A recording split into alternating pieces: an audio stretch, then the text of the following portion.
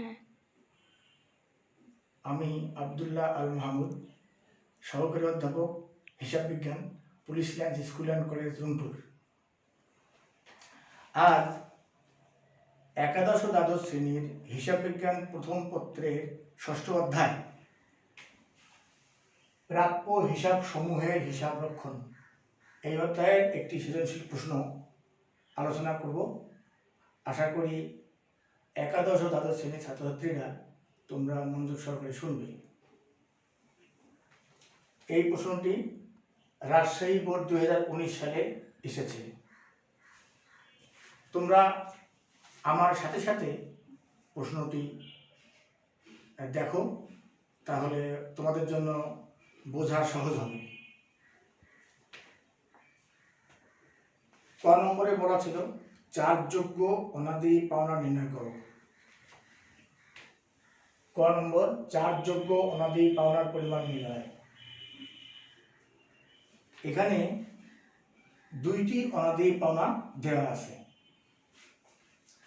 লিখিত অনাদি পাওনা, এবং প্রশ্নে 2 বছরের তথ্য দেওয়া আছে,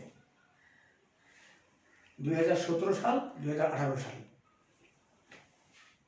লিখিত অনাদি পাওনা 2017 সালে 7,000 টাকা, 2018 সালে 5,000 টাকা,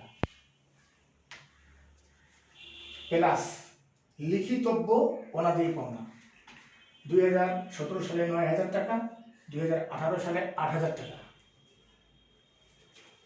দুটো অনাদি পাওনার যোগফল মোট অনাদি পাওনা 2017 সালে 16,000 টাকা, 2018 সালে 13,000 টাকা। এর সাথে যোগ নতুন অনাদি পাওনা সঞ্চিতি। এটা কিভাবে নির্ণয় করতে হবে? 2017 সালে প্রাপ্য হিসাব 60,000 টাকা দেওয়া আছে। 60,000 টাকা থেকে লিখিতব্য অনাদি পাওনা 9,000 টাকা বাদ দিতে হবে। তাহলে 60,000 থেকে 9,000 টাকা বাদ দিয়ে 51,000 টাকার উপর 6%, এটা হবে 3,060 টাকা। আর 2018 সালে প্রাপ্য হিসাব 70,000 টাকা থেকে লিখিতব্য অনাদি পাওনা 8,000 টাকা বাদ দিয়ে 62,000 টাকার উপর 11.5% হবে 7,130 টাকা। যোগ করার পর 2017 সালের যোগফল 19,060 টাকা, 2018 সালের যোগফল 20,130 টাকা, বিয়োগ পুরাতন অনাদি পাওনা সঞ্চিতি।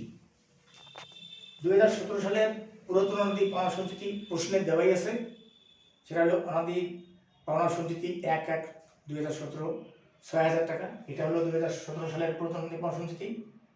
এবং 2017 সালে যা নতুন অনাদি পাওনা সঞ্চিতি ছিল তাই হলো 2018 সালের পুরাতন অনাদি পাওনা সঞ্চিতি। এই 3,060 টাকা, এই 3,060 টাকা 2017 সালের নতুন অনাদি পাওনা সঞ্চিতি, এইটাই 2018 সালের পুরাতন অনাদি পাওনা সঞ্চিতি। এটা বিয়োগ হলো। বিয়োগ হওয়ার পর 2017 সালের অনাদি পাওনা খরচ 13,060, 2018 সালের অনাদি পাওনা খরচ 17,070। এরপর খ নম্বরে বলা আছে অনাদি পাওনা ও অনাদি পাওনা সঞ্চিতি হিসাব প্রস্তুত করো। আমরা জানি যখন হিসাব প্রস্তুত করতে বলা হয় তখন খতিয়ানের ছক প্রস্তুত করতে হয়। তাহলে এখানে অনাদি পাওনার হিসাব নামে একটি আলাদা খতিয়ানের ছক প্রস্তুত করতে হবে, অনাদি পাওনা সঞ্চিতি নামে আরেকটি আলাদা খতিয়ানের ছক প্রস্তুত করতে হবে।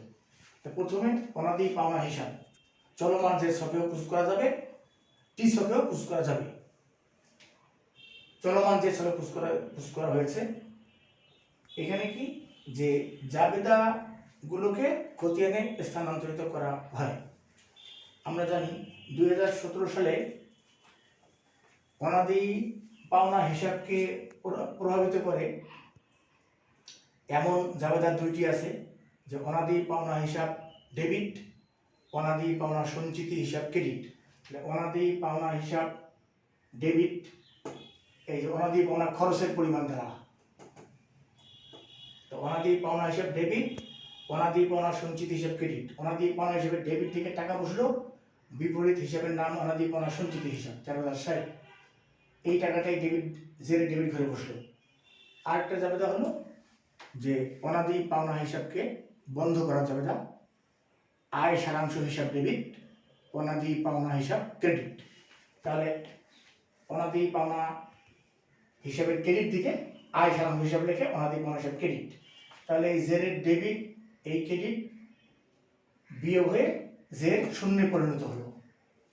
এরপর 2018 সাল, 18 সালেও অনাদি পাওনা হিসাবকে প্রভাবিত করা জাবেদা দুটি থাকে। প্রত্যেক বছরই অনাদি পাওনা হিসাব নামক খতিয়ানকে প্রভাবিত করা জাবেদা দুটিই থাকে। 2018 সাল আবার অনাদি পাওনা হিসাব ডেবিট, অনাদি পাওনা সঞ্চিত হিসাব ক্রেডিট, অনাদি পাওনা খরচের পরিমাণ দ্বারা 17,070 ডেবিট, এখানেও জেরে ডেবিটে বসলো এবং অনাদি পাওনা হিসাবকে বন্ধ করতে হবে, আয় সারাংশ হিসাব ডেবিট, অনাদি পাওনা হিসাব ক্রেডিট। তাহলে আয় সারাংশ হিসাব লিখে অনাদি পাওনা হিসাবে ক্রেডিট দিকে। তাহলে জেরের ডেবিট আর এই ক্রেডিট বিয়োগ হয়ে জের শূন্যে পরিণত হলো। এরপর অনাদি পাওনা সঞ্চিতি হিসাব। প্রশ্নে 2017 সালের অনাদি পাওনা সঞ্চিতি 1/1/2017 6000 টাকা দেওয়া আছে। এটা হলো 2017 সালের প্রারম্ভিকে দেওয়া আছে। তার মানে এটা বিগত বছরের নতুন অনাদি পাওনা সঞ্চিতি ছিল। 2016 সালের নতুন অনাদি পাওনা সঞ্চিতি ছিল, এইটাই 2017 সালের পুরাতন অনাদি পাওনা সঞ্চিতি। এটা ব্যালেন্স বিডি নামে 2017 জানুয়ারি ব্যালেন্স বিডি নামে আমরা জানি যে অনাদি পাওনা সঞ্চিতি সর্বদা ক্রেডিট জের প্রদর্শন করে। তাহলে 2017 জানুয়ারি ব্যালেন্স বিডি সরাসরি জেরের ক্রেডিট ঘরে বসানো হলো। এরপর জাবেদা থেকে খতিয়ানে স্থানান্তর করতে হবে। জাবেদা প্রথমে এই প্রশ্নে দুইটি অনাদি পাওনা দেওয়া আছে, একটি লিখিত অনাদি পাওনা আর একটি লিখিতব্য অনাদি পাওনা। তাহলে জাবেদা দুইটি হবে। প্রথমে অনাদি পাওনা সঞ্চিতি হিসাব ডেবিট, প্রাপ্য হিসাব ক্রেডিট 7000। তাহলে এই ক্রেডিট আর ডেবিটের পার্থক্য, ডেবিট বেশি হয় 1000, জের ডেবিট হবে। আবার লিখিত অনাদি পাওনার পরিমাণ দ্বারা আরেকটি একই জাবেদা হবে। আবার অনাদি পাওনা সঞ্চিতি হিসাব ডেবিট, প্রাপ্য হিসাব ক্রেডিট। এই প্রাপ্য হিসাব অনাদি পাওনা সঞ্চিতি হিসাব ডেবিট, প্রাপ্য হিসাব ক্রেডিট 9000 টাকা প্রশ্নে দেওয়া আছে। তাহলে এই জেরের ডেবিট 1000 টাকার সাথে এই ডেবিট 1000 টাকা যোগ করলে জের ডেবিট বৃদ্ধি পেল 10,000 টাকা। ডেবিট ডেবিট যোগ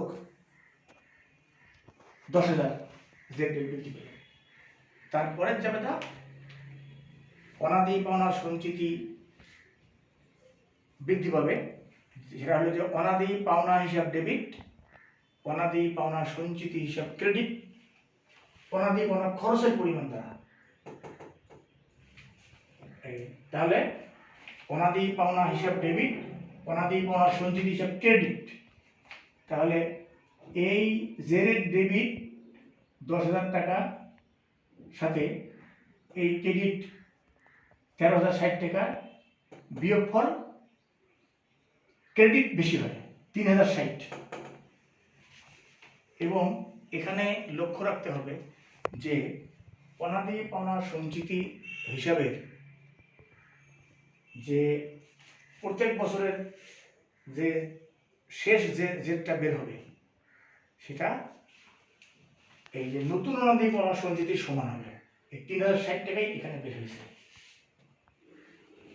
এরপর 2018 সাল, 2018 একইভাবে 2018 সালে দুইটি অনাদি পাওনা দেওয়া আছে। প্রথমে অনাদি পাওনার পরিমাণ দ্বারা অনাদি পাওনা সঞ্চিতিকে ডেবিট করতে হবে। তাহলে অনাদি পাওনা সঞ্চিতি হিসাব ডেবিট, প্রাপ্য হিসাব ক্রেডিট, অনাদি পাওনা সঞ্চয় হিসাব ডেবিট, প্রাপ্য হিসাব ক্রেডিট 5000। 2017 সালে যে সমাপনী যে ছিল 3060 টাকা, এই ক্রেডিটের সঙ্গে এই ডেবিট, এই ক্রেডিটের সঙ্গে এই ডেবিট বিয়োগ করলে ডেবিট দিকে 1940 টাকা জের হয়। এরপর আরো একটি অনাদি পাওনা আছে, লিখিত অনাদি পাওনা 8000 টাকা। আবার একই যাবে না, অনাদি পাওনা সঞ্চিতি হিসাব ডেবিট, প্রাপ্য হিসাব ক্রেডিট। তাহলে অনাদি পাওনা সঞ্চিতি ডেবিট 8000, প্রাপ্য হিসাব ক্রেডিট। এই 1940 টাকা এই ডেবিটের সঙ্গে এই ডেবিট যোগ করলে 9940 টাকা ডেবিট জের বৃদ্ধি পাবে। তারপর অনাদি পাওনা সঞ্চিতি তৈরি করা যাবে না, অনাদি পাওনা হিসাব ডেবিট, অনাদি পাওনা সঞ্চিতি হিসাব ক্রেডিট। তাহলে অনাদি পাওনা সঞ্চিতি হিসাব ক্রেডিট, অনাদি পাওনা খরচের পরিমাণ দ্বারা 17070। অনাদি পাওনা হিসাব বিপরীত হিসাবে নাম লিখে ক্রেডিট দিকে 17070 টাকা।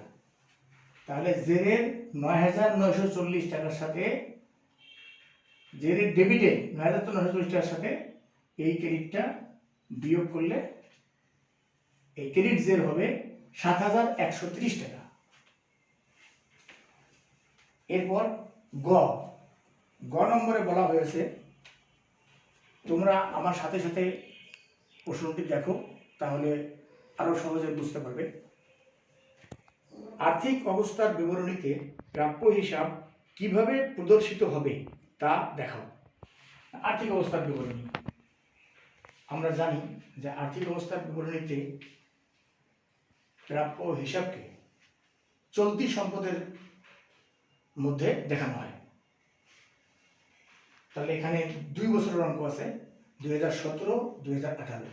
প্রথমে 2017 সালের চলতি সম্পদ হিসাবে দেখাতে হবে, তারপর 2018 সালের চলতি সম্পদ হিসাবে দেখাতে হবে। এই 2017 চলতি সম্পদ শিরোনামে দেখাতে হবে। প্রাপ্য হিসাব 2017 সালের প্রাপ্য হিসাব ছিল 60,000 টাকা। এখান থেকে দুইটি অনাদি পাওনা দেওয়া ছিল, লিখিত অনাদি পাওনা প্রাপ্য হিসাব থেকে বাদ দেওয়াই থাকে, লিখিতব্য অনাদি পাওনা প্রাপ্য হিসাব থেকে বাদ দিতে হবে। লিখিতব্য অনাদি পাওনাকে নতুন অনাদি পাওনাও বলে, এই জন্য মাইনাস নতুন অনাদি পাওনা। লিখিতব্য অনাদি পাওনা যেটা আছে সেটা 9000 টাকা। 60,000 থেকে 9000 বাদ দিলে প্রাপ্য হিসাবে অবশিষ্ট থাকলো 51,000 টাকা। এই 51,000 টাকার উপর 6% নতুন অনাদি পাওনা সঞ্চিতি তৈরি করা হয়েছিল। তাহলে মাইনাস নতুন অনাদি পাওনা সঞ্চিতি, এই 51,000 টাকার উপর 6% 3060 টাকা। এটা বাদ দেওয়ার পরে সর্বশেষ প্রাপ্য হিসাব থাকবে 47,940 টাকা।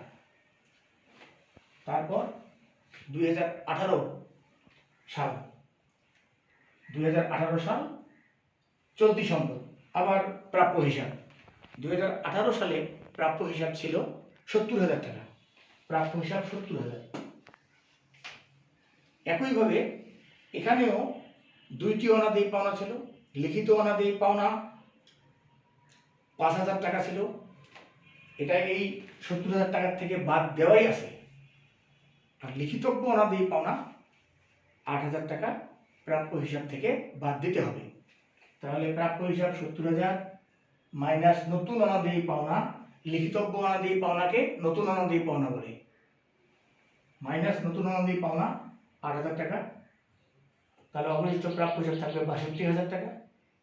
এই 62,000 টাকার উপর 11.5% নতুন অনাদি পাওনা সঞ্চয় তৈরি করতে হবে।